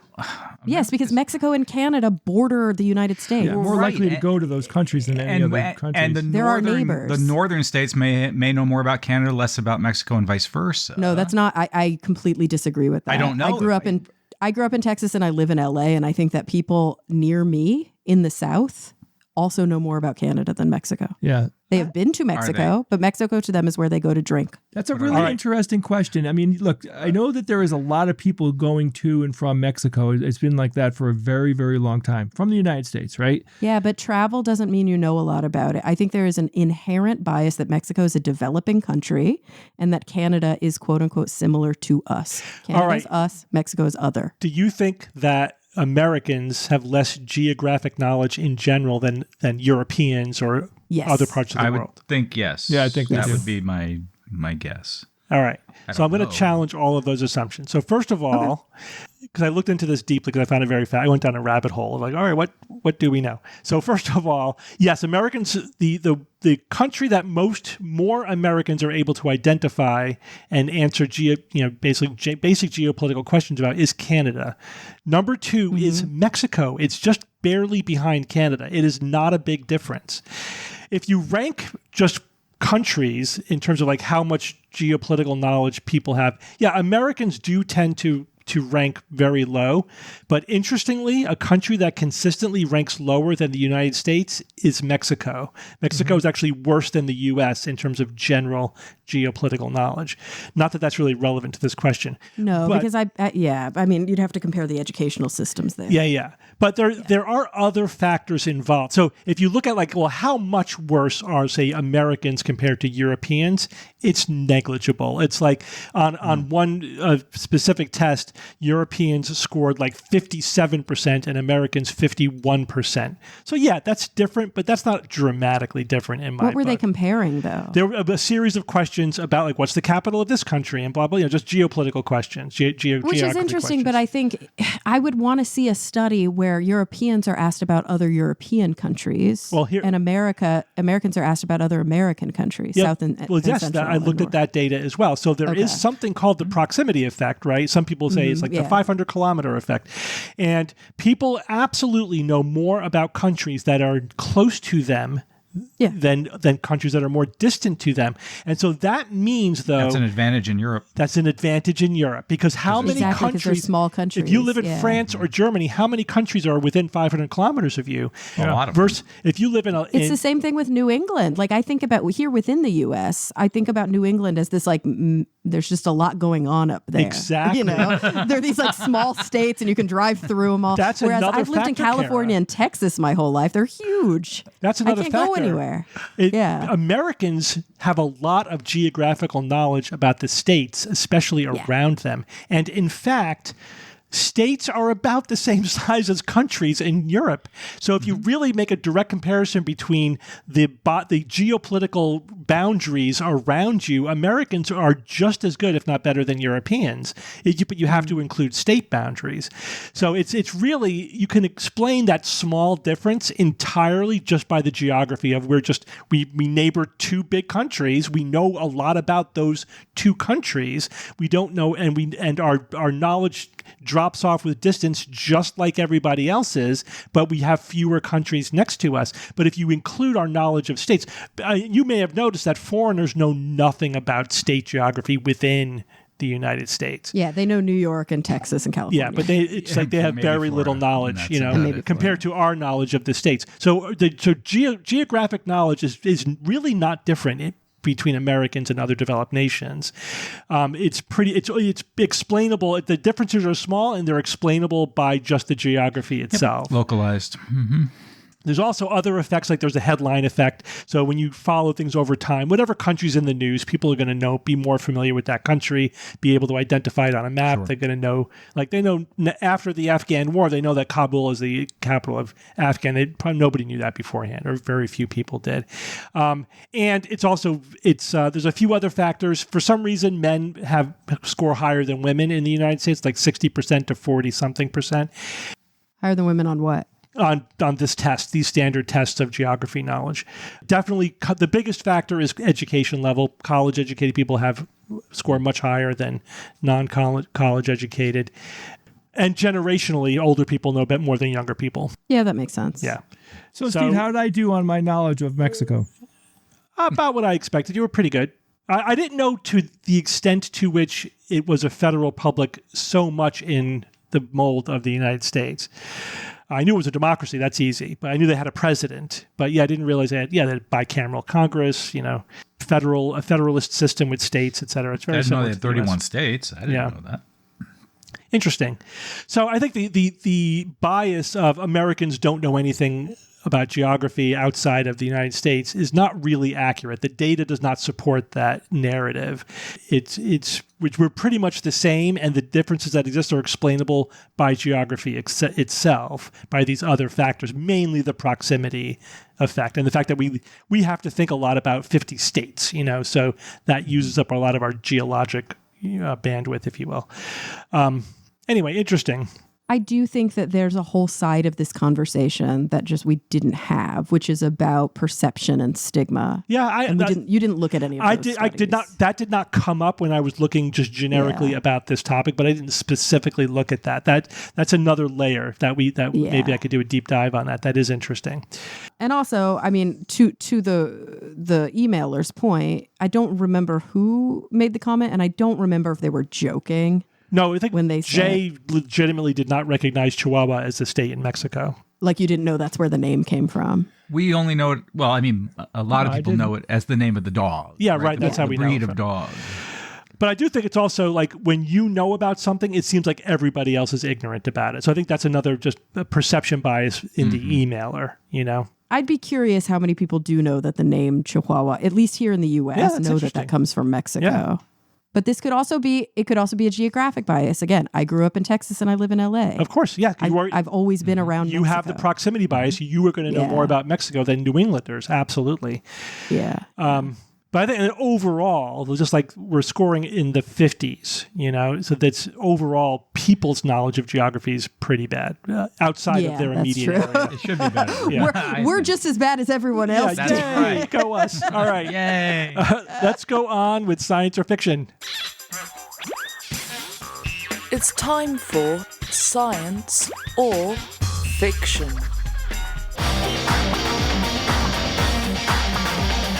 Each week I come up with 3 science news items or facts, 2 real and 1 fake, and then I challenge my panel of skeptics to tell me which one is the fake. I have a theme this week.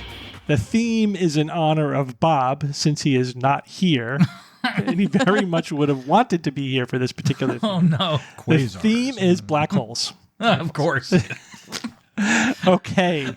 Item number 1. Einstein predicted the existence of singularities, only later called black holes, but the first one was not identified until 1971, 16 years after his death. Item number 2. Astronomers estimate that there are about 100 million stellar mass black holes in the Milky Way galaxy, but only about 100 have been confirmed. And item number 3, only 2 black holes have ever been directly imaged. Sagittarius A star at the center of our own galaxy and M87 star, the largest known black hole at 6.5 billion solar masses. These would all be easy for Bob. Bob would cakewalk this. All right. Evan, go first. Where are you, Bob? All right. Einstein predicted the existence of singularities. Yes, he did. But the first one was not identified till 1971? Is that right? The first one identified as in something other than hypothesized that it was there. It wasn't just predicted. It's like, we are looking at the effects of a black hole. That's a black hole, yeah. I don't know about that one. That one might be the fiction. The second one, about there being 100 million stellar mass black holes in the Milky Way galaxy, in our galaxy alone, but only about 100 have been confirmed. Flip a coin with this one, one of those 50-50 items, but only 100 have been confirmed. Okay, I don't have a problem with that ratio. That's a lot of black holes, 100 million. The third one, only 2 black holes have been directly imaged. Boy, we saw something recently. There was something recent in the news about the imaging of a black hole, but is it one or is it the second one? M87 at the center of our own galaxy, and M87. Isn't M87 a galactic cluster of some kind? It's a galaxy. It is a galaxy. Yeah. Okay. So M87 star is the black hole in the middle of that galaxy. Right. How would we have directly imaged M87? I get Sagittarius A because I think that one's closer, isn't it? Yeah, I got to make a guess. So I'll go with my first instinct. I'll say the Einstein one is the fiction because maybe it was identified earlier than 1971. Okay, Kara. I don't know what you mean by identified. They basically found actual evidence for the existence of a black hole. Okay, all right. As opposed to it being just a theoretical thing that is predicted to exist. Right, so it was theory before, and then there was enough evidence for the kind of the field to say, yeah, we all agree this is a black hole. Yeah. Okay, yeah, because they weren't imaging them until like recently. Right. It's Like, it was years ago. indirect evidence. Yeah. Right, Okay. it had to be. Okay. 100 million stellar black mass black holes in the Milky Way galaxy, but only 100 have been. I don't know. There's so many numbers there.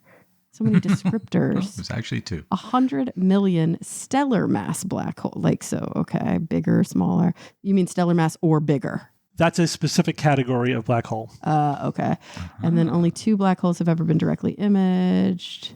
Oh gosh, I don't know if they've done more since then, because you know how it is. Once like something happens, everybody loses interest. So it could have been that since then they've like imaged a whole bunch. I think it's only been 2. I feel like I've seen both of those pictures of the 2 black holes that have been imaged. So I'll stick with that one as science. So then there are about 100 million stellar mass black holes. That sounds like too many. Or does it? I'm going to say that's too many. I have no idea. I'll say that's the fiction so he Fair doesn't enough. sweep us. I know it's a coin flip. Okay, and Jay. Yeah, this is not my strong suit. So I'm going to I'm going to narrow it down to one little thing in here that I think I know the correct answer to. Do it. And since I'm last, Steve, I'll say it. In the third one, where you talk about there's only been 2 black holes ever that have been directly imaged, you also say that the largest known black hole is M87, and that's not the largest black hole, from my understanding. So I think number 3 is fiction. Oh, we're spread out. Ooh, that's good. No all Well played, Steve. We don't even need to reveal the answer. We already won. You achieved what you were going for, Steve. Okay. What order should we take these in? Most stressful. Reverse last prime one, reverse last. prime number order. Last one first. Want to do number 3 first? Yes. Okay. Only 2 black holes have ever been directly imaged. Sagittarius A star at the center of our own galaxy, and M87 star, the largest known black hole at 6.5 billion solar masses. Jay, you think this one is the fiction. The rest of you think this one is science. And this one is science. Sorry, Jay, this one is science. I know that the most massive black hole changes over time, but this, certainly at the time it was imaged, it was the largest black hole. And what I'm finding is that it still is listed as the largest black hole.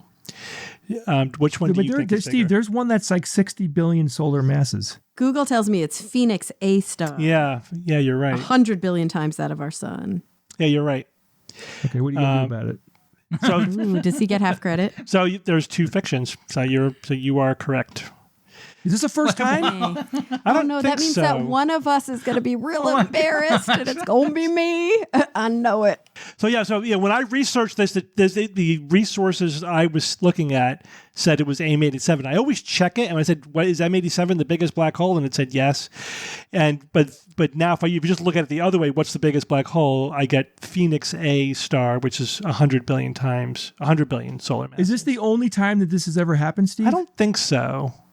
But it's very rare. Well, I would like to say that I feel the love and presence of Bob within me right now. And I think he would be very proud of me. Yeah. I can't believe Proud it. of I mean, literally, I read through everything. I'm like, I have no idea. Oh, that's not the biggest black That's hole. one thing you know. And I think I know the answer because of Bob. Yeah, probably. And usually, Steve, of course, wouldn't make it fiction because of that ancillary. Of course, I know, but I had to point and I it didn't out. even have to say it. I should have just left that out. Yeah. it wouldn't be- Yeah. Kara, it was my only toehold. But that's And what. you took it. Yeah, I know. Yeah. That's, I didn't go enough layers deep in confirming what I was being told. You got Okay. Pass this week, Jay. Let's go to number 2. Astronomers estimate that there are about 100 million stellar mass black holes in the Milky Way galaxy, but only about 100 have been confirmed. Kara, you think this one is the fiction. Jay and Evan think this one is science. And this one is science. Sorry, Kara. It is. Those numbers are It's accurate. fine. It's an estimate. Obviously, it's an estimate because we've only confirmed 100 of them. But it's basically because we think there's 100 billion stars or more order of magnitude in our galaxy, but only about 1 in 1,000 become a stellar mass black hole. So we thought there's probably about 100 million stellar mass black holes. So that is a I think category. There's 400 billion stars in the galaxy. I read different estimates, but yeah, it's 100, 200, some say 300 or 400. 300. So that's its order of magnitude. So what are the 4 categories of black holes? Stellar mass, Stellar mass. bigger than stellar mass, smaller than stellar mass. So what's M87 and Phoenix A? What are those? Super black hole. Supermassive. Supermassive. Yeah, so there's stellar mass, there's supermassive, there's 2 more. Massive. There's intermediate, so in between supermassive and stellar Right. mass. You usually need massive if you have supermassive. That's Yeah. dumb. And primordial. Tiny, Primordial. teeny tiny. Primordial. Yeah, which are teeny tiny. And they're still a little bit theoretical, but yeah, because we haven't confirmed any. Yeah, so those are the 4 theoretical types of black holes. All right, so which means that Einstein predicted the existence of singularities, only later called black holes, but the first one was not identified until 1971, 16 years after his death, is the fiction. Evan, you think it's the fiction because you think that black holes were discovered before 1971. But was it after? That's not the reason this is the fiction. Oh, okay. So why is it the fiction? Well, if it wasn't that, then it was he didn't predict the existence of Correct. black hole of singularities. Einstein did not believe in black holes, in singularities. He wrote a paper saying we will never find them. They do not exist. The laws of physics do not allow for stars to collapse into singularities. Something will stop their collapse. Even though singularities were essentially mathematically predicted by general relativity, Einstein kind of went back on his own thing. His sort of claim to fame was saying that these mathematical fixes, especially when it came to special relativity, that's how the universe actually works. Then when it came to general relativity and mathematics predicted singularities, okay, but that's not how the universe actually exists. But it turns out to be true. So he didn't have faith in his own math at the end when it came to singularities. He thought some other and again, he wrote a whole paper explaining why he does not think singularities exist. The 1971 is accurate, though. That was when that was the first identified black hole, generally accepted by the scientific community by 1973. It took a couple of years for everyone to agree with the data and review it and blah, blah, blah. But technically identified in 1971. Well, I was right for the wrong reason. That happens. Right for the wrong reason. Story of my life. Except today. Not today, though. You know what? I think this was fitting, though, that I take the if you're going to take a hit on something. Exactly. Yeah, it would be this. Mm-hmm. All right, Evan, give us a quote. Absolute certainty is a privilege of uneducated minds and fanatics. It is, for scientific folk, an unattainable ideal. And that was written by Cassius J. Kaiser, who was American mathematician from the 19th century.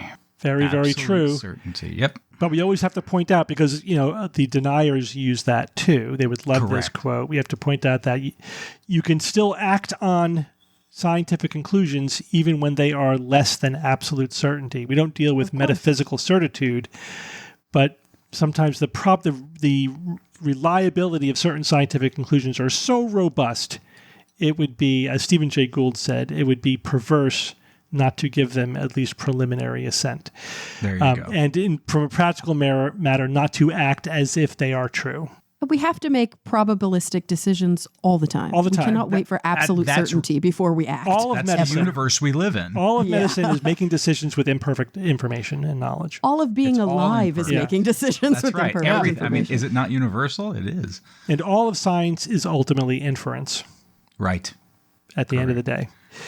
But that doesn't mean you're paralyzed into inaction, which is what the deniers want. Therefore, we do nothing. You're not certain. So We know therefore- nothing, do nothing. Yeah.